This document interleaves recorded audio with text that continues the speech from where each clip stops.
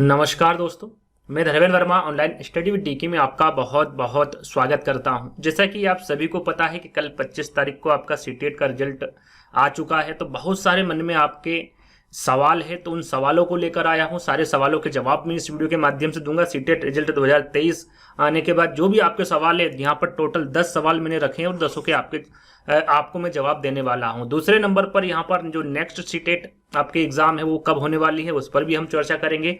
साथ में जो अगले सीटेट एग्जाम है उसकी तैयारी आप किस प्रकार कर सकते हैं, उसके बारे में भी इस वीडियो के माध्यम से हम आपको बताएंगे। साथ में चौथा पॉइंट भी यहाँ पर मैंने रखा है कि आपने जो गलतियां करी है, जो फेल बच्चे हो गए हैं, जिन्होंने गलतियां की हैं, उन गलतियों के बारे में भी आपको हम इस वीडियो के माध्यम से बताएंगे। उन गलतियों से आपको बचना है।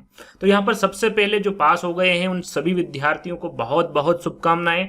जो पास अभी नहीं हुए हैं, 1-2 मार्क्स से, 5 नंबर से या फिर 10 नंबर से रह गए हैं, वो अपनी तैयारी और बेहतर करें। इस वीडियो के माध्यम से ये सारी जानकारी मैं आपको देने वाला हूं। तो सबसे पहले हम बात करेंगे क्वालिफिकेशन मार्क्स की। देखिए, सभी को पता है, फिर भी ये बात बार बार पूछी जाती है कि जो क्वालिफिकेशन मार्क है वो कितने हैं। तो ये सभी को पता है, फिर भी पूछा जाता है। फिर भी मैं एक बार बता देता हूं, बार बार ये चीजें कमेंट में ना पूछे। देखिए, एसटी, एससी या फिर ओबीसी है ना, ये 3 कैटेगरी में यदि आप आते हैं और आपके यदि 82 नंबर हैं तो आप सीटेट में पास है। कितने? 82 नंबर आपके होने चाहिए, यानी कि 55% है ना। 150 के 55% कितने होते हैं? 82 नंबर होते हैं। और यदि आपके हैं तो आप पास है। जनरल के हैं तो आपको कितने नंबर लाना है? 90 नंबर, यानी कि 60% आपके होने चाहिए। 90 नंबर से ऊपर यदि आपके नंबर यानी 90 भी हैं तो आप पास है। और यदि आपके 82 नंबर हैं या फिर 82 नंबर से ऊपर है, एसटी और ओबीसी में आप आते हैं, कैटेगरी में आते हैं, तो भी आप पास है। तो यहाँ पर देखिए, बार बार ये चीजें मत पूछिएगा, क्योंकि बहुत सीधी सी बात है और सभी को इसके बारे में पता है ना। तो ये चीजें बार बार आप पूछेंगे तो अच्छी बात नहीं है। छोटी छोटी चीजें आपको पता होनी चाहिए। दूसरे नंबर पर आपका आता है सर्टिफिकेट कब और कहाँ मिलेगा। तो देखिए, जो बच्चे पास हुए हैं उनको मैं आपको बता दूं, उनका जो सर्टिफिकेट है या तो 15 से 30 दिन है ना, 15 से 30 दिन के अंतराल में, यानी कि आधे महीने और 1 महीने के बीच में आपका जो सर्टिफिकेट वो आ जाएगा, है ना। कहां पर मिलेगा? तो डिजी लॉकर एक ऐप होता है, उसकी मदद से आप उसको डाउनलोड कर सकते हैं। उसको डाउनलोड कर लीजिएगा ऐप को, और जैसे ही सर्टिफिकेट आए हम आपको जानकारी दे देंगे, तो वहां से आप डाउनलोड कर सकते हैं। डिजी लॉकर नाम से एक ऐप है, उसको आप डाउनलोड करके रखिएगा, है ना।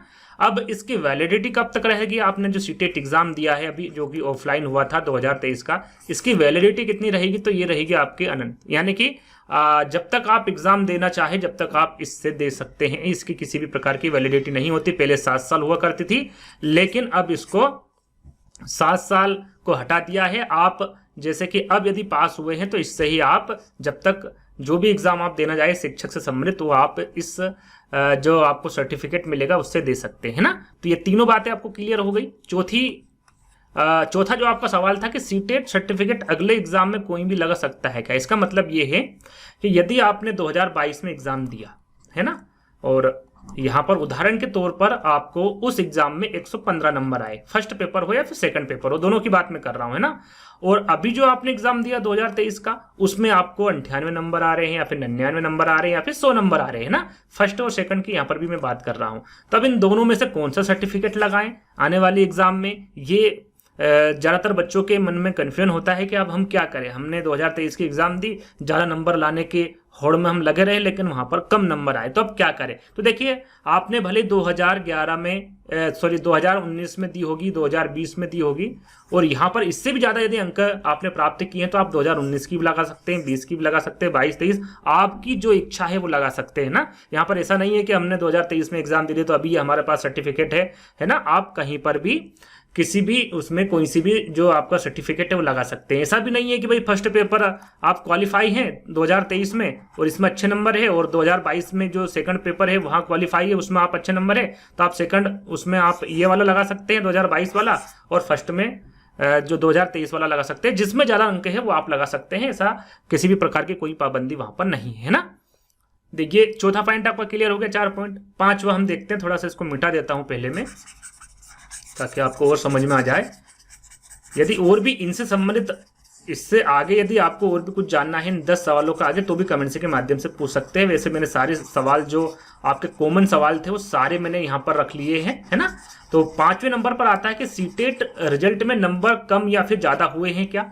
तो बच्चों से बात करने पर पता चला है कि किसी किसी के 2 नंबर कम हुए हैं, किसी के 3 नंबर कम हुए हैं, बढ़ने पर 2 से 5 नंबर तक बढ़े हैं ना। कम 2 से 3 नंबर हुए हैं, लेकिन जो बड़े हैं, जिस प्रकार से मेरी बात हुई है, वो बताते हैं कि सर किसी के 2 नंबर बड़े हो, किसी के 3 नंबर, किसी के 4 नंबर, किसी के 5 नंबर। आपने देखा होगा, है ना। और हमने बताया भी था आपको कि कौन से नंबर पर आप चैलेंज कर सकते हैं। तो जो नंबर पर आपने चैलेंज किया था उससे आपके नंबर ज्यादा हुए हैं। कम कैसे हुए हैं, कोई कोई से बच्चे उससे होते हैं कि आंसर की मिलाने में उनसे गलती हो गई होगी, है ना। ऐसे किसी भी प्रकार से आपके नंबर कम नहीं करते हैं, है ना कहीं आप ही के हाथों ये गलती हुई है आंसर की में मिलान करने से, तो उस वजह से आपके 1-2 नंबर कम हो गए। लेकिन जो ज्यादा हुए हैं वो चैलेंज करने की वजह से हुए, है ना। या तो आपने आंसर की में गलती कर ली होगी चेक करने में, या फिर आपने चैलेंज किया होगा, उससे भी आपके अंक बढ़ेंगे। 2 से 5 अंक यहाँ पर बढ़े हुए हैं। तो 5वां पॉइंट भी मुझे लगता है आपका क्लियर हो गया होगा। अब बात करते हैं बीएड वालों का क्या होगा भाई। यहाँ पर आप देखेंगे सीटेट एग्जाम का जो रिजल्ट है उसमें बीएड वालों का भी रिजल्ट दे दिया है ना। तो जब बीएड वालों का रिजल्ट दे दिया तो इसका क्या करें। देखिए मेरे हिसाब से अभी इसका कुछ नहीं हो सकता, है ना। अभी आप सिर्फ सर्टिफिकेट संभाल के रखिए, आगे भविष्य में यदि कोई और इसमें फेरबदल होता है तो वो काम का होगा, लेकिन अभी किसी भी प्रकार से काम का नहीं है। आपका फर्स्ट पेपर में बीएड, है ना, ये आप लिख के ले लीजिए। किसी प्रकार का उसमें अभी संशोधन नहीं हुआ है। यदि होता है तो वो बात अलग है, लेकिन अभी तक ये किसी प्रकार का आपका काम का नहीं है। आप सेकंड पेपर दे सकते हैं बीएड से। बात करें अगले पॉइंट की, देखिए 7वां पॉइंट, क्या आगे रिजल्ट में सुधार होगा। तो आगे किसी भी प्रकार का सुधार नहीं होगा रिजल्ट में। जो रिजल्ट दे दिया गया है यही आपका फाइनल रिजल्ट होगा। अब बात करते हैं नेक्स्ट सीटेट कब होगा। तो देखिए पहले क्या होता था, आपकी एग्जाम क्या होती थी, ऑनलाइन हुआ करती थी, जिसमें क्या है 1 महीने 2 महीने लगभग आपकी एग्जाम चला करती थी। तो उसमें क्या है अगले जो यानी कि पहले क्या होता था कि 1 साल में 2 बार एग्जाम हुआ करती थी, है ना। कितनी बार, 2 बार 1 साल में आपकी एग्जाम हुआ करती थी, क्योंकि वो ऑफलाइन थी। एक दिन में आपका पेपर ले लेते थे, उसके बाद में जो भी उनको जल्दी से आंसर की भी दे देते थे, आपको रिजल्ट भी दे दिया जाता था। लेकिन जब ऑनलाइन एग्जाम होने लगी तो साल में 1 बार हुआ करती थी, है ना। कितने साल में 1 बार, क्योंकि इसकी जो प्रोसेस है वो बहुत बड़ी थी। लेकिन अब वापस से ऑफलाइन कर दी गई है आपके एग्जाम सीटेट, है ना। और पेपर भी आपने देखा होगा हार्ड था पेपर। तो इसी प्रकार से आपको तैयारी करना, किस प्रकार से करेंगे वो हम बाद में बात करेंगे। तो ये 2 बार ऑफलाइन में हुआ करती थी और ऑनलाइन में 1 बार। तो अब ऑफलाइन कर दी गई है तो अभी भी आपकी 2 बार होगी, है ना। इस बार भी आपकी 2 बार होगी और ये दिसंबर में होने की संभावना है। अक्टूबर में आपका इसका जो नोटिफिकेशन है, ऑफिशियल नोटिफिकेशन, या तो प्रारंभ में या फिर अंत में अक्टूबर में आपको देखने को मिल जाएगा। दिसंबर में आपके सीटेट एग्जाम होने वाली है। तो आपके पास में समय भरपूर है, आप अच्छे से तैयारी कर सकते हैं। जो 1 नंबर 2 नंबर 5 नंबर 10 नंबर से रह गए हैं वो इस बार अच्छा स्कोर कर सकते हैं, लेकिन तैयारी आपको अभी से करनी पड़ेगी। किसी भी प्रकार का बहाना नहीं चलेगा, है ना। अब नवे पॉइंट पे आते हैं कि नेक्स्ट सीटेट ऑफलाइन होगी या फिर ऑनलाइन। तो देखिए जो नेक्स्ट सीटेट एग्जाम है वो ऑफलाइन होगी। क्या होगी, ऑफलाइन। ऑनलाइन इस बार भी नहीं होगी, है ना। क्या होगी, ऑफलाइन होगी। जिस प्रकार से इस बार एग्जाम हुई है आपकी सीटेट, आगे भी इसी प्रकार से एग्जाम होगी। अगला प्रश्न था आपका कि मुझे इस एग्जाम में, देखिए यहाँ पर उदाहरण पे मैंने लिखा है कि मुझे इस एग्जाम में 82 नंबर आए हैं और मैं यूपी से हूं, आप एमपी से भी हो सकते हैं, किसी भी राज्य से हो सकते हैं ना।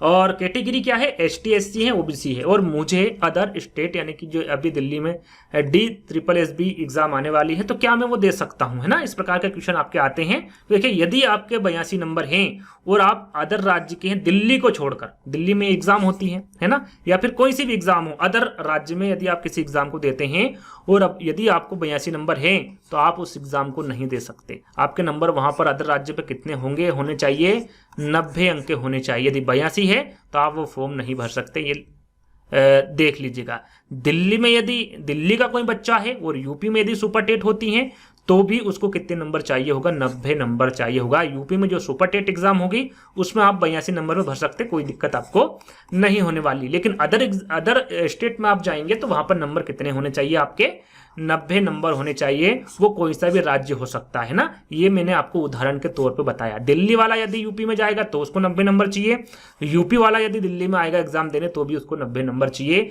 यदि दिल्ली में दिल्ली वाला एग्जाम देता है तो 82 नंबर पे वो एग्जाम दे सकता है। यूपी में यदि वो यूपी की एग्जाम देता है, सुपर टेट देता है, तो 82 नंबर उसके लिए काफी है ना। ये क्लियर आपको होना चाहिए और ये दिमाग में बैठा लीजिएगा, है ना। ये 10 पॉइंट थे जो सबसे ज्यादा पूछे गए हैं, है ना। पहले मैंने एनालिसिस किया कि आपके जो प्रश्न है वो कौन कौन से ज्यादा प्रश्न है, जो ज्यादा प्रश्न थे उनको मैंने यहां पर रख लिया है। अब बात करेंगे कि जो सॉरी अगली सीटेट एग्जाम आने वाली है उसकी तैयारी कैसे करें। देखिए मैं कुछ पॉइंट आपको यहां पर बताऊंगा, उस पॉइंट के हिसाब से आप चलेंगे तो बिल्कुल डेफिनेटली आप यहां पर अच्छे अंक प्राप्त कर सकते हैं ना।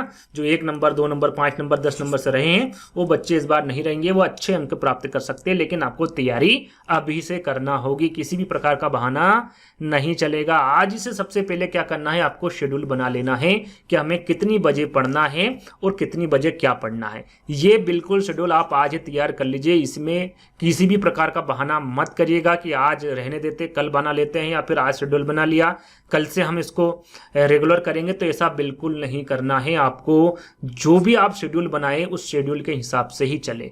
साथ में जो भी आपने पढ़ाई की है ये याद रखिएगा, शेड्यूल बनाना ही काम नहीं होता है, उसमें अमल करना भी काम होता है। आपने जो शेड्यूल बनाया है उसमें रात में 1 से 2 घंटा आपको निकालना है समय, अदर समय है ना, इससे हटके आपको समय निकालना है, जिसमें आपको क्या करना है कि जो भी आपने पढ़ा है दिन में उसका रिवीजन आपको करना है। और ये ज्यादातर बच्चे 100 में से 90 बच्चे ये गलती करते हैं और इसी वजह से काफी बच्चे रह जाते हैं ना, वो रिवीजन नहीं करते हैं। रिवीजन करना बहुत जरूरी है। यदि आपने रिवीजन नहीं किया तो आप 1 दिन में 2 दिन में 5 दिन में 7 दिन में या फिर 10 दिन में जो आपने पढ़ा है वो आप भूल सकते हैं। लेकिन यदि आपने जो पढ़ा है उसका रिवीजन कर लिया तो काफी समय से आपके दिमाग में रहेगा, स्टोर रहेगा। यदि बाद में यदि ऐसा हुआ और एक बार में आपने पढ़ा तो काफी अच्छे से आपको याद हो जाएगा।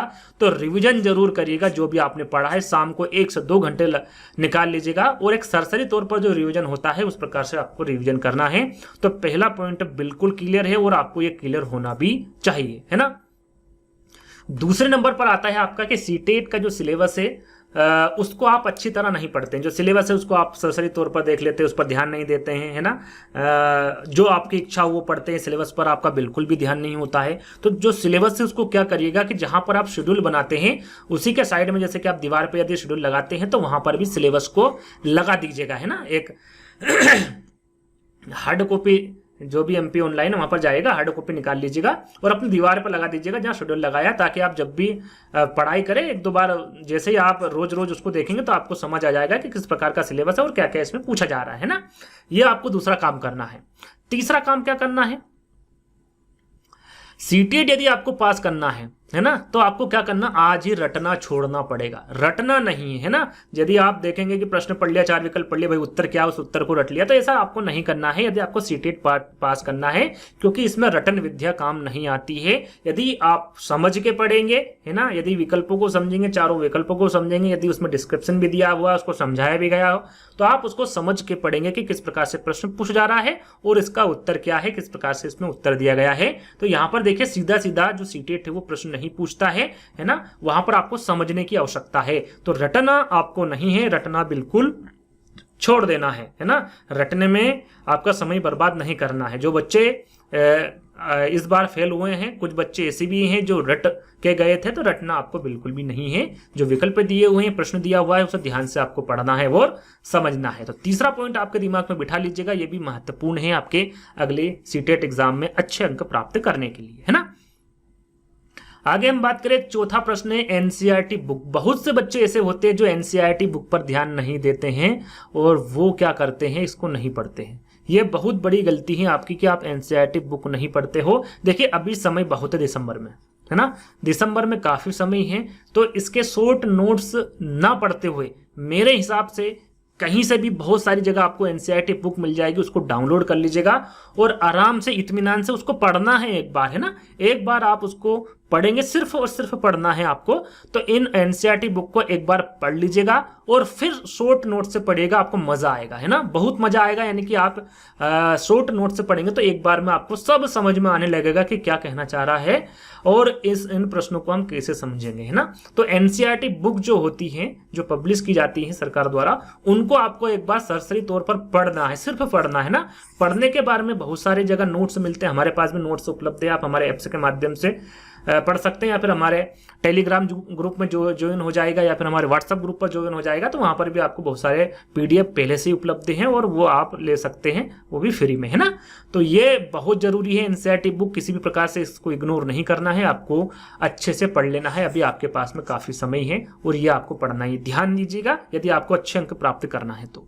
अगला आपका 5वां है प्रीवियस ईयर पेपर। देखिए ये काफ़ी इंपॉर्टेंट होते हैं आपके CTET एग्जाम के लिए। यदि आप कम नंबर आपके आए हैं और आप फेल हो चुके हैं, है ना, यदि आपको 1 नंबर 2 नंबर 5 नंबर 10 नंबर कितने भी नंबर से आप यदि रह गए हैं, तो आप पहले क्या करेंगे, प्रीवियस ईयर पेपर पढ़ेंगे। लेकिन यदि आप फ्रेशर है यानी कि पहली बार CTET एग्जाम दे रहे हैं, तो आपको 5वें अंक को छोड़कर सबसे पहले क्या करना है, टॉपिक वाइज थ्योरी पढ़ना है ना। कोई सी भी बुक ले लीजिएगा, या फिर यूट्यूब पे बहुत सारे वीडियोस आप देख सकते हैं, या फिर बुक से पढ़ सकते हैं, या फिर ऑफलाइन आप कहीं से भी तैयारी कर रहे हैं कोचिंग से, तो वहां पर भी आप इन चीज़ों के बारे में उनसे पूछ सकते हैं, पढ़ सकते हैं। तो सबसे पहले यदि आप फ्रेशर है, पहली बार CTET एग्जाम दे रहे हैं, तो आपको टॉपिक वाइज थ्योरी पढ़ना है, अच्छे से उनको समझना है।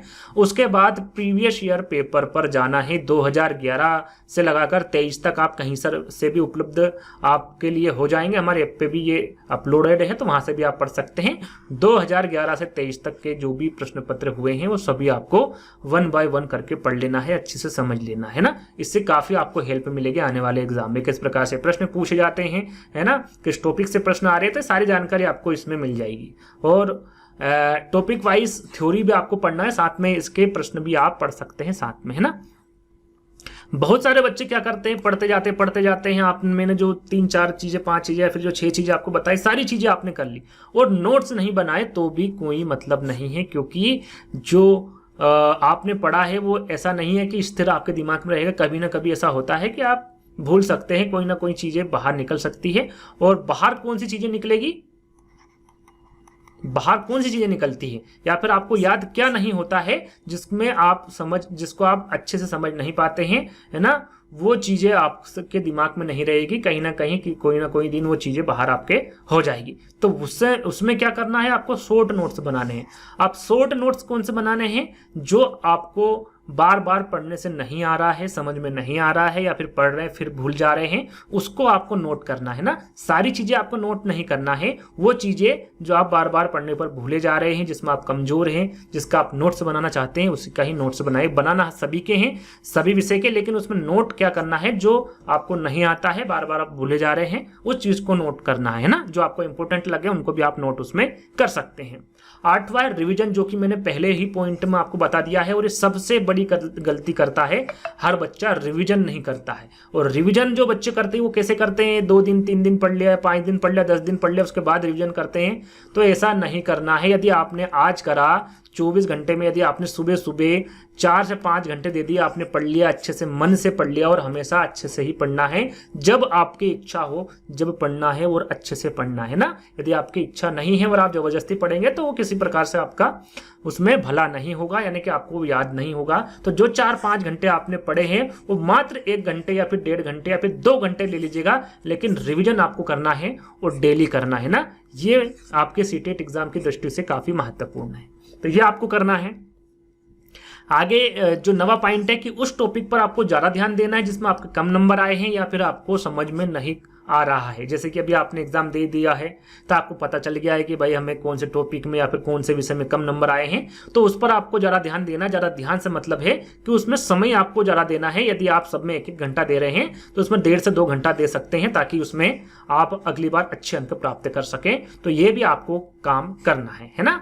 और लास्ट पॉइंट है आपका मैथ्स का, गणित की हर रोज प्रैक्टिस करना है। जिससे आप पढ़ना चाहते हैं आप पढ़ सकते हैं, ऑफलाइन पढ़ना चाहे ऑफलाइन पढ़ सकते हैं, आप ऑनलाइन पढ़ना चाहते हैं ऑनलाइन पढ़ सकते हैं, बुक्स से आप पढ़ना चाहते हैं किसी से भी पढ़े, लेकिन आपको गणित की हर रोज 1 से 2 घंटे प्रैक्टिस करना है। आपको इनकी प्रैक्टिस डेली ही करना है, और ये आपके सिलेबस के अकॉर्डिंग करना है। या फिर प्रीवियस ईयर पेपर भी आप देख सकते हैं, उसमें अभी आप समझ सकते हैं कि किस प्रकार के प्रश्न CTET एग्जाम में पूछे जा रहे हैं। तो आपको गणित की भी हर रोज डेली प्रैक्टिस करना है, ठीक है। ये 10 पॉइंट यदि आपने कर लिया, तो मैं यहाँ पर गारंटी देता हूँ आप अच्छे अंक प्राप्त कर सकते हैं CTET एग्जाम में, है ना। तो 10 पॉइंट ध्यान रखिएगा।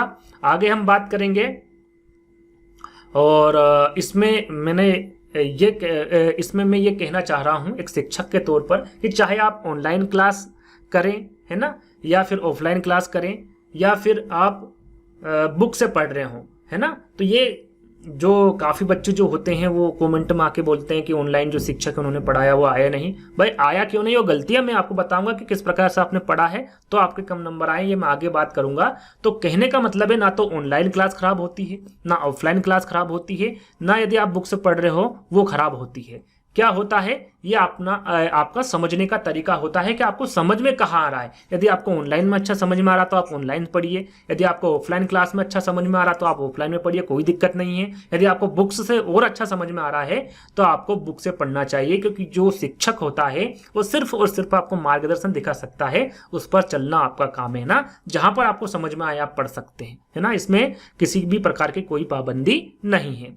अब बात करते हैं कि आपकी गलतियां क्या है, आप जो गलतियां करते हैं, है ना, उन गलतियों के बारे में आपको बताऊंगा। ये जो गलतियां मैंने 7 लिखी है बिल्कुल नहीं करिएगा, बहुत ही सोच समझ के मैंने ये 7 गलतियां लिखी हैं, तो इन पर आपको ध्यान देना है। वीडियो को पूरा ना देखना। देखिए बहुत सारे बच्चे ऐसे होते हैं 1 घंटे का वीडियो है, कभी 5 मिनट देख लिया, कभी 10 मिनट देख लिया, उसके बाद छोड़ के चले गए, तो ऐसा नहीं करना है। यदि आपको नहीं देखना तो बिल्कुल मत देखिए। जिस पे आपको भरोसा है, जिसको आप लाइक करते हैं, यानी कह सकते हैं कि जिसके वीडियो आपको पसंद आते हैं, आप समझ रहे हैं उनके वीडियो देखकर, तो उनको आप देखें, लेकिन पूरा वीडियो देखें, है ना। जो अपलोड कर रहे हैं वो सोच समझ के ही करते हैं, आपके टॉपिक के अनुसार करते हैं, आपके सिलेबस के अकॉर्डिंग करते हैं, तो उनको फॉलो करिएगा और पूरा वीडियो देखना है और समझना है। वीडियो यदि आप देख रहे हैं तो आपको दूसरा काम नहीं करना है, सिर्फ वीडियो पर ध्यान देना है। जो आपको समझ में नहीं आ रहा उनको नोट करते जाइएगा, आपके नोट्स बनाते चलिएगा। तो पहला है कि वीडियो को आपको पूरा देखना है। ये गलतियां हैं कि ना देखना है ना, कि आप देखते नहीं है, तो ऐसा आपको नहीं करना है।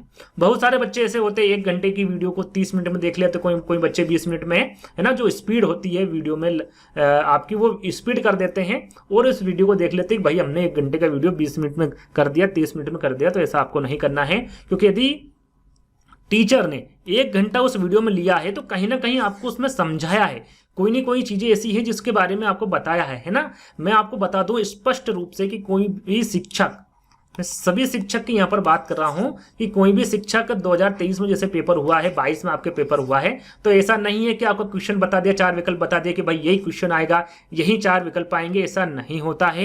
यदि ज्यादा से ज्यादा यदि मिलान करेंगे तो मुश्किल से 15 से 20 प्रश्न ऐसे होते हैं 150 प्रश्न में जो टीचरों ने बताया होता है वो आते हैं। बाकी के जो प्रश्न आते हैं वो कहां पर आते हैं, समझ पर आते हैं। कैसे आते हैं, समझ पर। उस प्रश्न से संबंधित प्रश्न आ जाएगा, उन 4 विकल्पों से संबंधित प्रश्न आ सकता है। तो जैसे जैसे टीचर पढ़ाते हैं वैसे वैसे आपको पढ़ना है। यदि अब टीचर प्रश्न पढ़कर 4 विकल्पों को समझा रहा है तो आपको अच्छे से समझना है। ऐसा नहीं है कि जो प्रश्न है वहीं का वहीं एग्जाम में आ जाए तो आप समझते नहीं है, है ना। ये बहुत बड़ी गलती है आपकी। 1 घंटे का वीडियो आप बहुत कम समय में उसको निपटाना चाहते हैं, तो ऐसा नहीं करना है। आपको अच्छे से ध्यान से जो सर समझा रहे हैं उसको समझना है, जहां पर आपको समझ में आए वहीं से पढ़ना है ना। यह आपको करना है, ये गलती नहीं करना। दूसरी गलती है, सबसे बड़ी गलती है ना। ये जो गलतियां हैं, सबसे जो बड़ी बड़ी गलतियां हैं उनके बारे में बता रहा हूं।